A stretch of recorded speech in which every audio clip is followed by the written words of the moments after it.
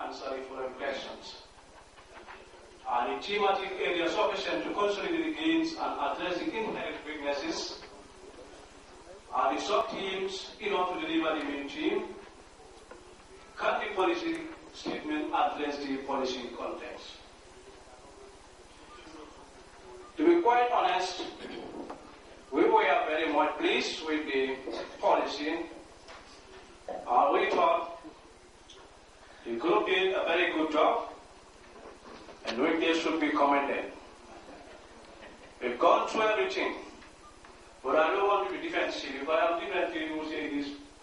I work within the Ministry of Education, and I did hesitate to take up the challenge because I know how far we've gone with the policy and how successful it is. Then let's look at we are not making any pronouncement because we feel that everything is all right. We look at the sub-teams and we came up with some recommendations. But first we look at the conditional cash transfer. On the conditional cash transfer, after much scrutiny, we have no objection to it, and we feel that the policy is sufficient. We also look at the physical facilities, and we came with a strategy. Well, we started this. One, we are suggesting to provide means of transportation for special needs children in order to encourage enrollment and also retention. We also suggest to construct more schools and restructure classroom blocks and other facilities to meet the need of special needs children. Then we move on to, we've got cash transfer. Madrasa education, we say we have no objection to that. The statement, the strategies are all excellent. Special education. We need institutions for special needs, or special needs institutions to be built in all regions. We realize that these institutions are established in urban areas, like schools for the deaf. So we can have schools of that nature in all the regions would help those unfortunate ones who couldn't make it to the urban areas to have their education in their various regions. And incentives should also be given to special needs teachers. It would attract many teachers to go in for that field. Gender, we have a strategy that we would want to capture that one. The female teachers who are teaching maths, physics, chemistry, and biology with even special allowances. Because we realize at the university, the number of female teachers going for pure science is very low.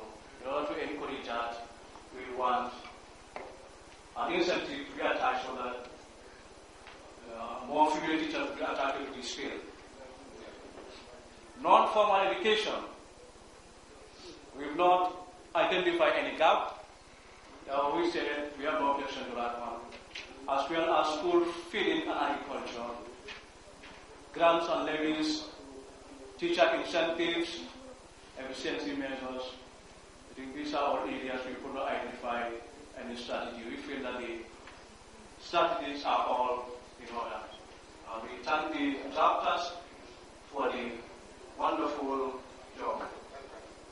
And on behalf of the group, that's what we have.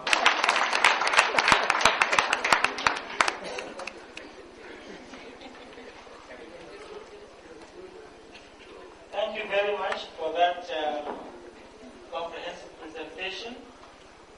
If there are any comments or observations, I would want each and every one of us to note those things down so that at the end of the group presentations, we can bring those general issues on board.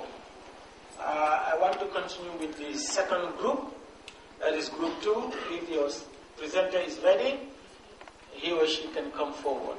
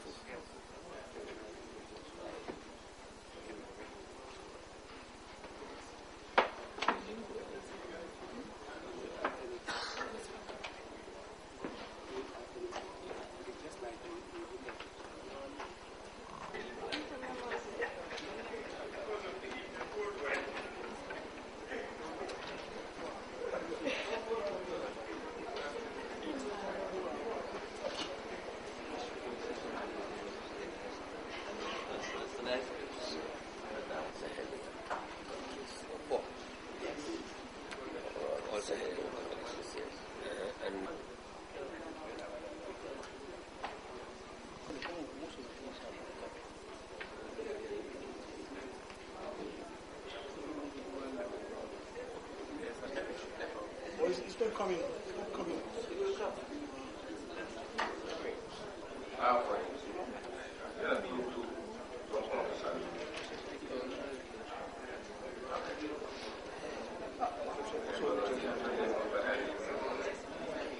Readers and who would be using the documents later.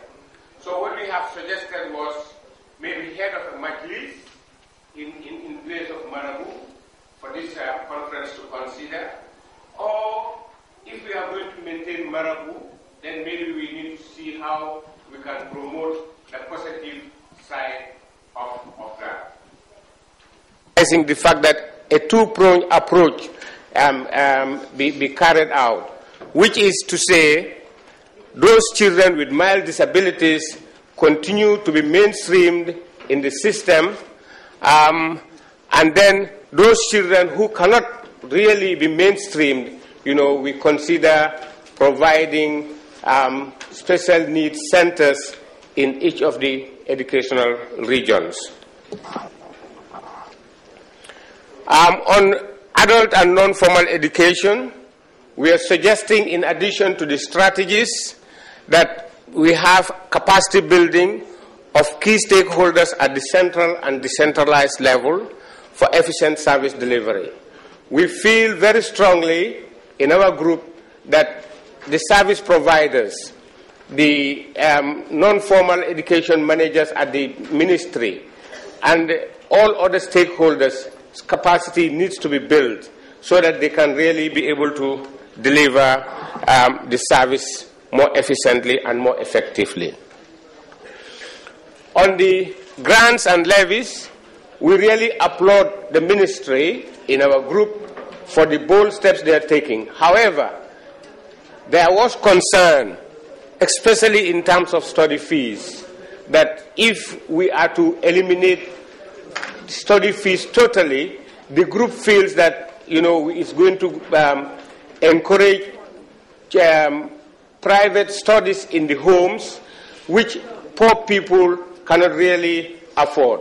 So that was the point of view of the group. So the group is feeling that, for example, study fees can be maintained, but a minimal fee be set by the ministry.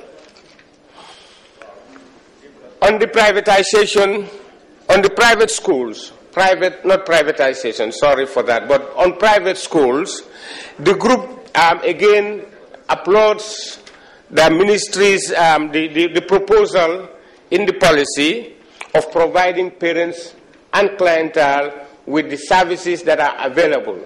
However, the group also feels that, there should be some kind of minimum standard. The ministry should work between now and 2015. They should be able to set up a minimum fee that private schools can set for their communities. Why? Because, for example, they have said in the group, we have said in the group that the private schools are not only there because parents want to send their children to private schools. It is also fulfilling another demand side because there are not sufficient public schools. Therefore, children who cannot get the cutoff marks in the Gabeke would really go to those private schools. But it's not sustainable. They go to the private schools 1 year, the first term, second term, because of high cost of fees, then they would drop out. And it is going to add up to the dropout rates if we do not put in a regulatory So the group is suggesting that within the policy framework, we work towards having a minimum standard for the private schools. And again, the case of Pura and the GSM operators and the utility services was also given as an example of where government is trying to put some kind of regulatory mechanism. So as a result, the group feels very strongly that we can do that as well. So with that, ladies and gentlemen, that was what we in our group 2 have come up for this, and thank you for giving us the opportunity.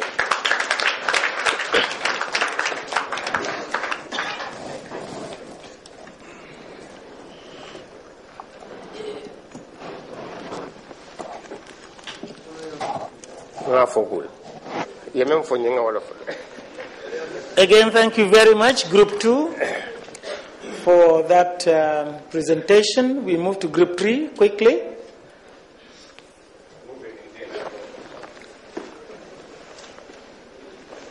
I hope yours is not as old as you are. No. Slideshow. Our agreements or whatever contributions we have are as follows. On the access and equity, the group agreed that the sub-teams adequately address the thematic areas, so we didn't have any queries against that. On the conditional cash transfer, after looking at it, we realized that the policy was silent about the content, which is the syllabus that are to be taught in the majalis. And we also discovered that it was also silent about the standard and level given to the pupils in the majalis. That is, at what level is English going to be taught? Is it at the lower basic, the upper, or what, at the senior level? For physical facilities, the group agrees that the reward system agrees to the reward system, but expresses concern about its sustainability.